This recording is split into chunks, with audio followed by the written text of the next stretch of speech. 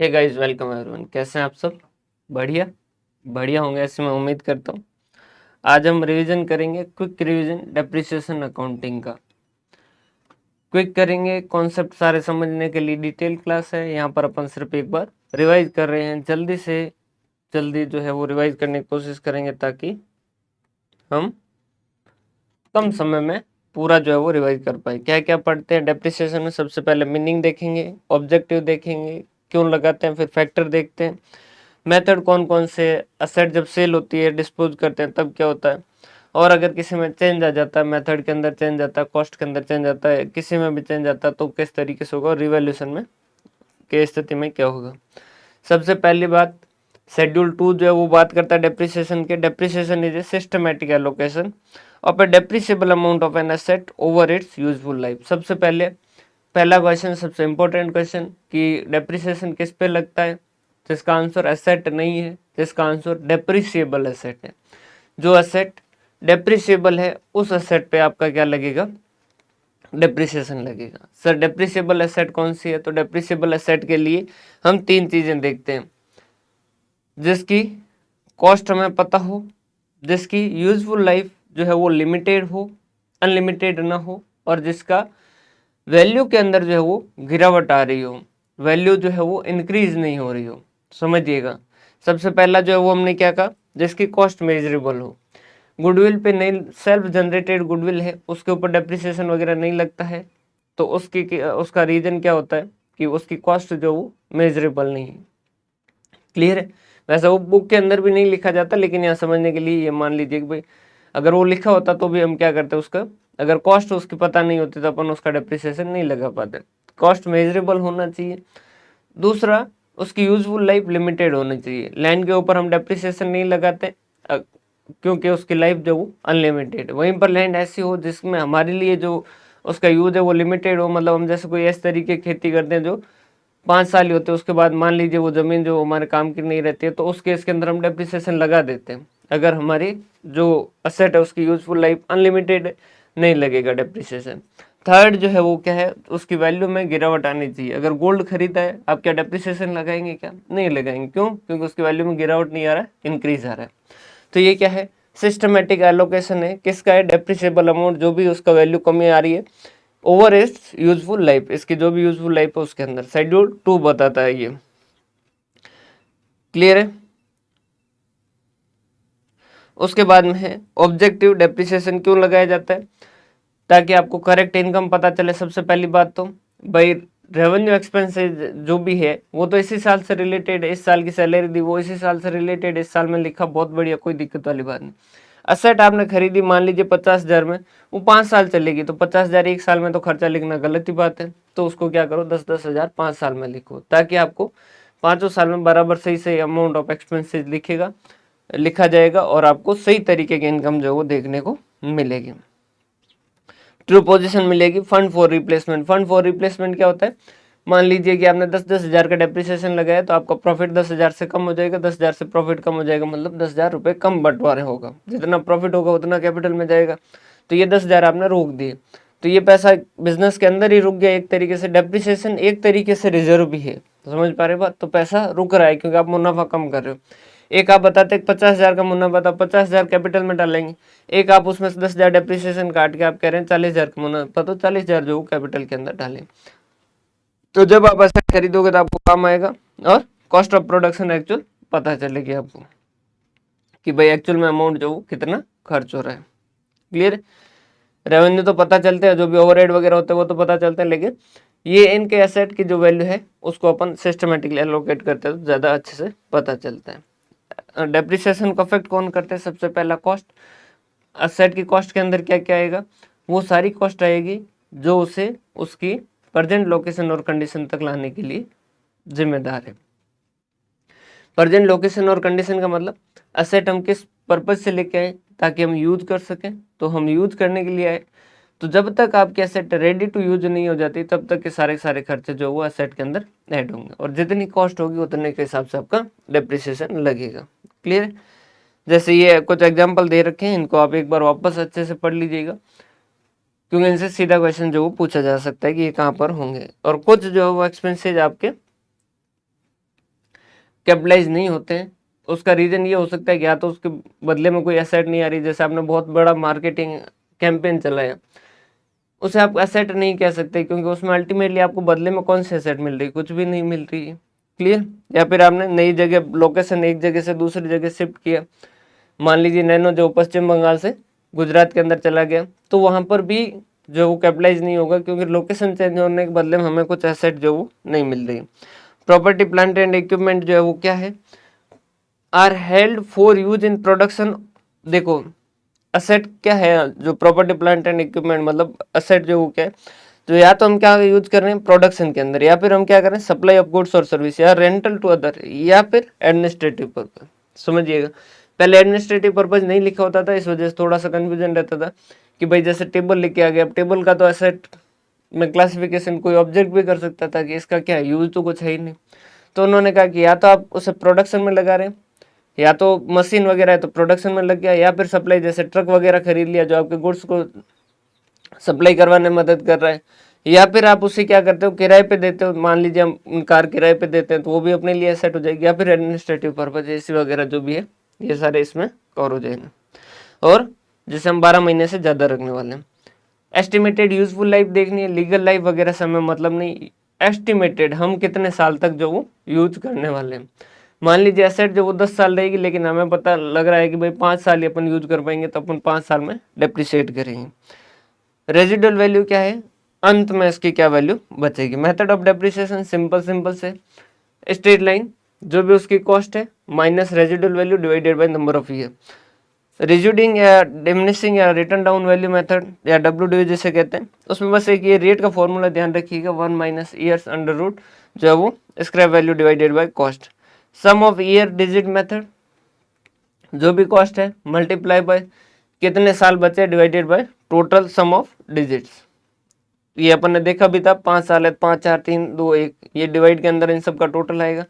अब चौथे साल का देखना है तो ऊपर 4 आएगा, तीसरे साल का देखना है तो ऊपर 3 आएगा। क्लियर है, जितने साल बचे हैं, समझ पा रहे बात। उसके बाद में एन्युटी मेथड, इसके अंदर क्या होता है, ब्याज को भी कंसिडर करते हैं। किस तरीके से कंसिडर करते हैं, जो भी इंटरेस्ट का पैसा, ये कहता है कि भाई पैसा जो एसेट के अंदर जैसे 10 लाख लगे तो 10 लाख नहीं, ये 10 लाख लगाने के बाद ये पैसा आप और कहीं लगाते तो आपको ब्याज मिलता जो कि नहीं मिलेगा, तो वो भी आपकी एक तरीके से कॉस्ट है। तो हर साल क्या करो, सबसे पहले इंटरेस्ट एसेट के ऊपर जो भी जितना अमाउंट इंटरेस्ट का बनता होता ना, एसेट की कॉस्ट उतने से बढ़ाओ। तो आप क्या करते हो, asset account debit to interest account, उतने से बढ़ा है, जो अमाउंट बचा, अमाउंट बढ़ के हुआ उसके हिसाब से डेप्रिसिएशन लगाओ और वो P&L में चार्ज करो। इसके लिए अलग से एन्युटी टेबल होते हैं, उसके हिसाब से हम क्या करते हैं यहाँ पर डेप्रिसिएशन लगाते हैं। सिंकिंग फंड मेथड ये कहता है कि जो पैसा आपने डेप्रिसिएशन लगाया, जो पैसा साइड में किया, उसको कहीं और इन्वेस्ट भी कर सकते हो, उससे और फायदा होगा आपको, तो डेप्रिसिएशन लगाइए। डेप्रिसिएशन को कहाँ, depreciation account debit to sinking fund कर दीजिए, और फिर सिंकिंग फंड जो है उसको आपके इन्वेस्टमेंट करते हो तो नॉर्मल जैसे इन्वेस्टमेंट करते हो, sinking fund investment account debit to cash कर दीजिए, फिर उसके ऊपर ब्याज मिलेगा जो कि वापस सिंकिंग फंड में ट्रांसफर कर दीजिए। डेप्रिसिएशन का अकाउंट P&L में ट्रांसफर कर दीजिए। फिर आप एसेट जो भी सेल करोगे तो जो भी प्रॉफिट और लॉस होगा वो वापस सिंकिंग फंड में ट्रांसफर कर दीजिए।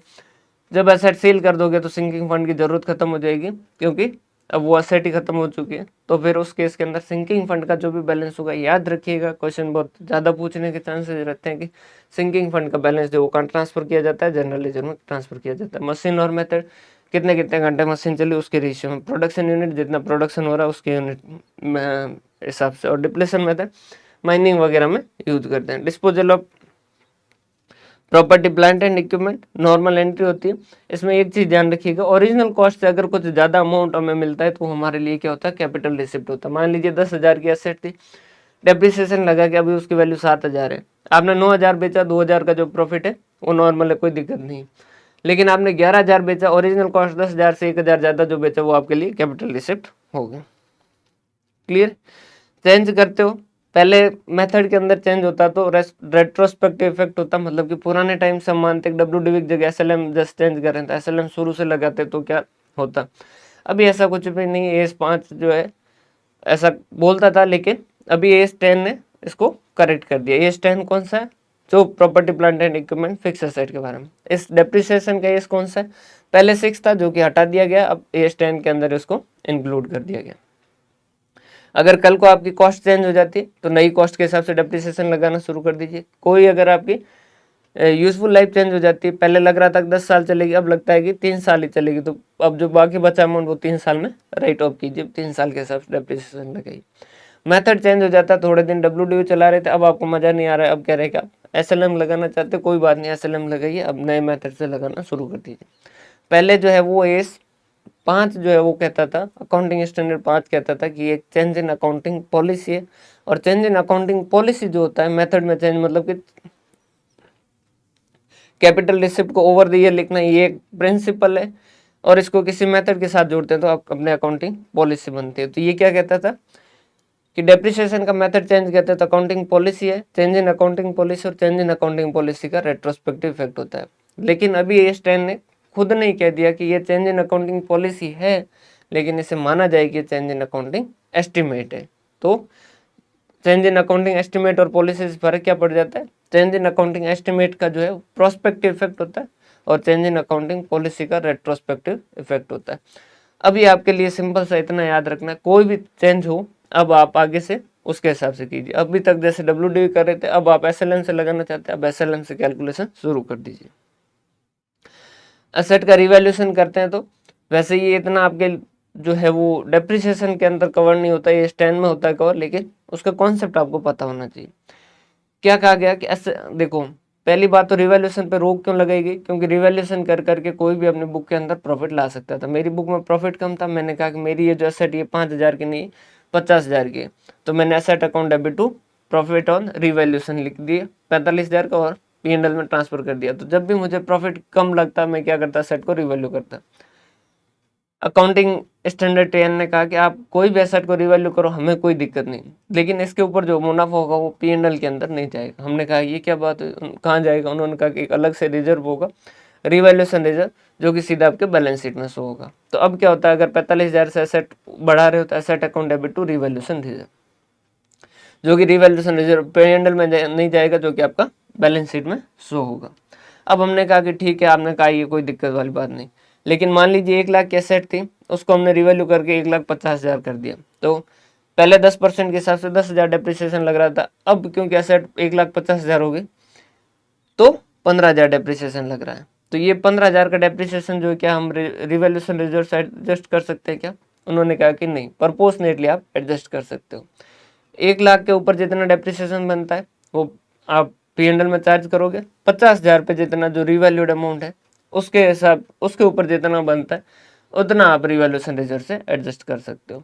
तो जैसे 15,000 का डेप्रिसिएशन लगेगा, जैसे depreciation account debit to accumulated depreciation 15,000, तो उसके बाद में क्या होगा, P&L account debit revaluation reserve account debit to depreciation, P&L से कितना एडजस्ट करोगे 10,000, 5,000 किससे कर सकते हो, रिवैल्यूएशन रिजर्व से। तो जिस प्रपोर्शन में रिवैल्यूएशन रिजर्व है उतना अमाउंट आप रिवैल्यूएशन रिजर्व से एडजस्ट कर सकते हो।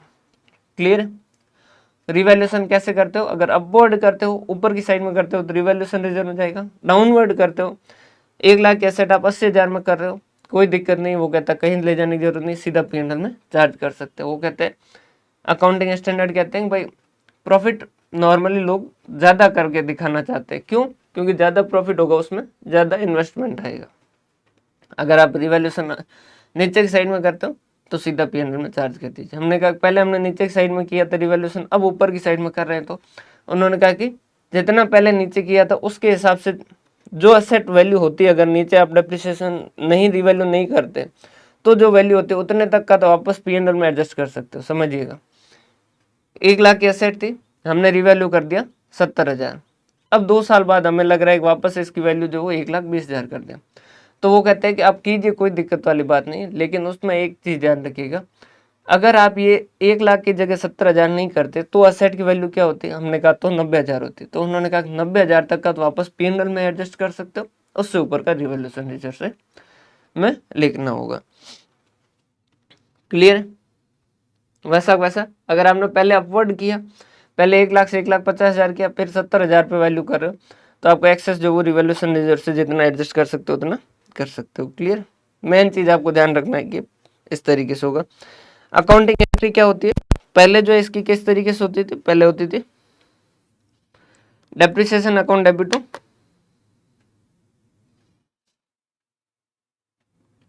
एक सेकंड रुकिएगा भाई,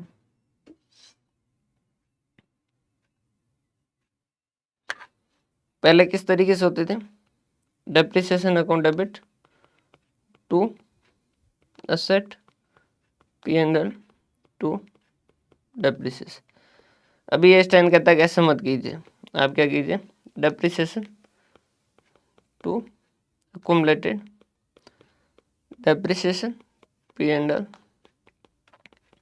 टू डेप्रिसिएशन। हमने कहा इससे क्या फर्क पड़ जाएगा, ऐसा क्यों करवा रहे, तो उन्होंने कहा कि देखिए पहले वाली सिचुएशन के अंदर आप जब एंट्री कर रहे हो तो यहाँ पर क्या होगा, एसेट जैसे 1,00,000 की है और आपने 10,000 का डेप्रिसिएशन लगाया, तो आपके बैलेंस शीट में किस तरीके से शो होगा, एसेट 90,000, यहाँ किस तरीके से शो होगा,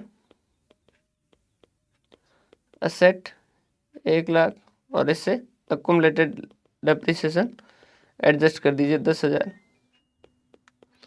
और आपके बाहर की साइड में बैलेंस कितना दिखेगा, 90,000। तो ये स्टैंड कहता है सेकंड वाले में देखो, क्योंकि इन्फॉर्मेशन ज़्यादा हो रही है, अच्छे से मिल रही है, जो पढ़ने वाला उसको ज़्यादा अच्छे से समझ आएगा कि भाई यहाँ 1,00,000 एसेट थी, 10,000 की उसमें डेप्रिसिएशन लगाए, अभी उसकी वैल्यू 90,000 है, तो उसको अब समझ आएगा कि एसेट कितने पुराने वगैरह। तो उन्होंने कहा सेकंड वाला तरीका करेंगे, फर्स्ट वाले तरीके से अभी अकाउंटिंग नहीं करेंगे। हालांकि पढ़ाया जाता है पहला वाला तरीका भी, लेकिन आपको ध्यान रखना है कि दोनों ऑप्शन हो तो दोनों में से सेकंड वाले जो है उसको प्रेफर करना है, डेप्रिसिएशन टू असेट की बजाय डेप्रिसिएशन टू अकुमुलेटेड डेप्रिसिएशन करना। बहुत बहुत धन्यवाद, हंसते रहें, मुस्कुराते रहें, पढ़ते रहें।